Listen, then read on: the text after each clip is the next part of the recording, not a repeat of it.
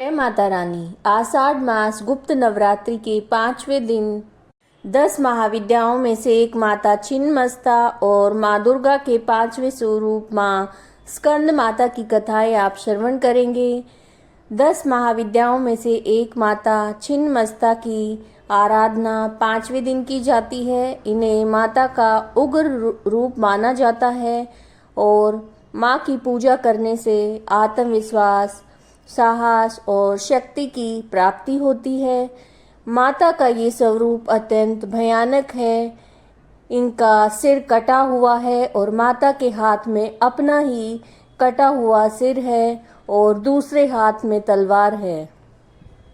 सच्ची श्रद्धा और सच्चे मन से माँ की पूजा करने से सुख, समृद्धि, धन, वैभव की प्राप्ति होती है और अकाल मृत्यु का भय नहीं रहता। मार्कंडेय पुराण और शिव पुराण के अनुसार देवी ने चंडी का रूप धर के जब राक्षसों का संहार किया था तो चारों तरफ उनका जय घोष होने लगा।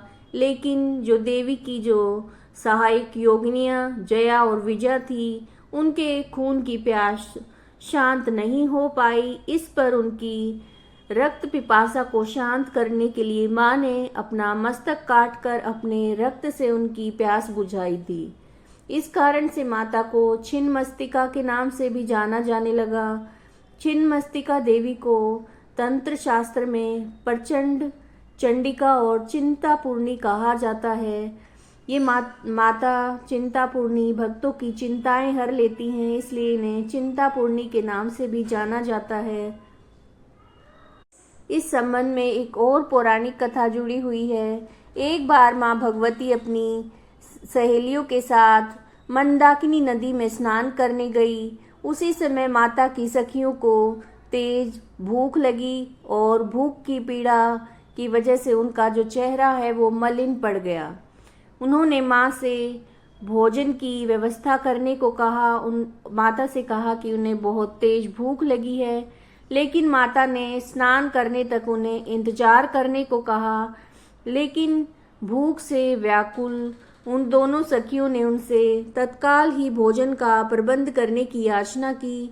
तो माँ भगवती ने अपने खड्ग से अपना सिर काट लिया और माँ भगवती का कटा हुआ सिर उन्होंने अपने बाएं हाथ में ले लिया। इससे रक्त की 3 धाराएं निकली। 2 धाराओं से उन्होंने अपनी सखियों की भूख को शांत किया और तीसरी रक्त की धारा से माँ स्वयं रक्त का पान करने लगी। इसलिए माता ने स्वयं ही अपने मस्तक को काटा था, इसलिए इनका नाम छिन्नमस्तिका पड़ा।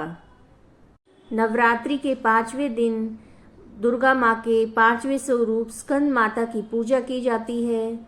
आइए, माँ स्कंद माता की कथा इस प्रकार से है।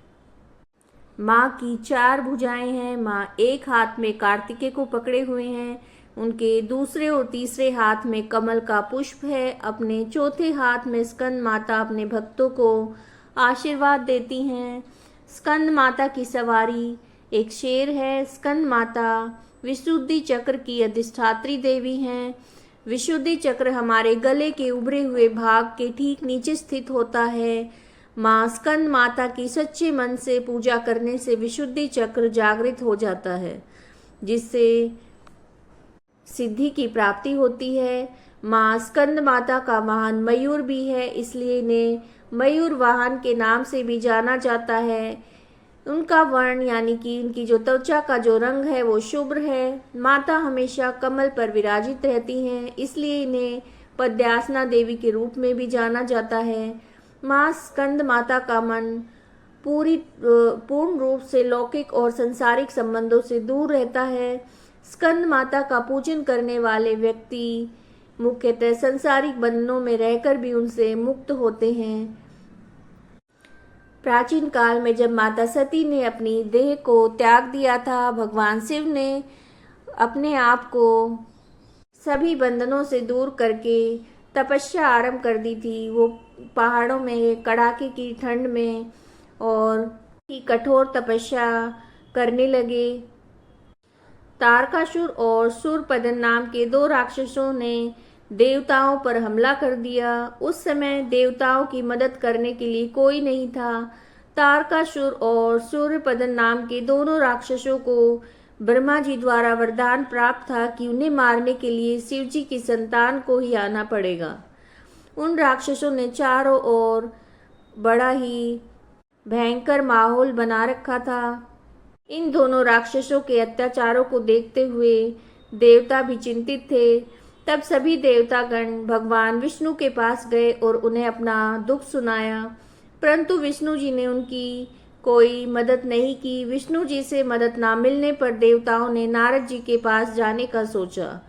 उन्होंने नारद जी से कहा, यदि वो माता पार्वती से भगवान शिव को पति के रूप में पाने के लिए तपस्या करने को कहेंगे तो शायद भगवान शिव उनसे शादी कर लें और उनसे जो संतान पैदा होगी वो राक्षसों का वध कर सके। इसलिए नारद जी के कहे अनुसार माता पार्वती ने भगवान शिव को पति रूप में पाने के लिए घोर तपस्या की और उनकी भक्ति से खुश होकर भगवान शिव ने उनसे विवाह करने का निर्णय लिया।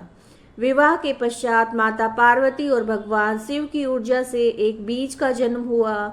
बीज जो अत्यधिक गर्म होने के कारण उसे अग्निदेव को सरवाना नदी में सुरक्षित रखने के लिए सौंपा गया। अग्निदेव भी उसकी गर्मी सहन नहीं कर पाए, इसलिए उन्होंने उस बीज को गंगा को सौंप दिया, जो उसे आखिर में सरवाना झील में ले गई, जहां माता पार्वती पहले से ही पानी के रूप में मौजूद थी। उस बीज को धारण करते ही वो गर्भवती हो गई और कुछ समय के पश्चात कार्तिकेय ने अपने 6 मुखों के साथ जन्म लिया। कार्तिकेय के जन्म के बाद उन्हें तारकासुर और सूरपदन का विनाश करने के लिए तैयार किया गया। सभी देवताओं ने मिलकर उन्हें अलग अलग तरीके से समझाया और राक्षसों से लड़ने के लिए उन्हें शस्त्र दिए। आखिर में कार्तिकेय ने राक्षसों का वध कर दिया। इस कारण से माँ दुर्गा को स्कंद माता यानी कि भगवान कार्तिकेय की माँ के रूप में जाना जाता है और नवरात्रि के 5वें दिन 5वें स्वरूप स्कंद माता की पूजा की जाती है। माँ दुर्गा का ये स्वरूप मातृत्व को दर्शाता है। माँ दुर्गा का ये अवतार हमें सिखलाता है कि किस प्रकार से एक माँ अपने बच्चे की अच्छाई को बढ़ाना चाहती है और अगर बुराई का अंत करने के लिए शस्त्र भी उठाना पड़े तो माँ उसके साथ हमेशा खड़ी रहती है। माँ स्कंद माता की आराधना करने का विशेष मंत्र इस प्रकार से है, ओम देवी स्कंद माताए नमः। तो ये आपने नवरात्रि के 5वें दिन की कथाएं सुनी। अगर आपको वीडियो अच्छी लगी है, जानकारी अच्छी लगी है तो लाइक कीजिएगा, शेयर कीजिएगा, कमेंट में जय माता दी जरूर लिखिएगा। जय माता रानी।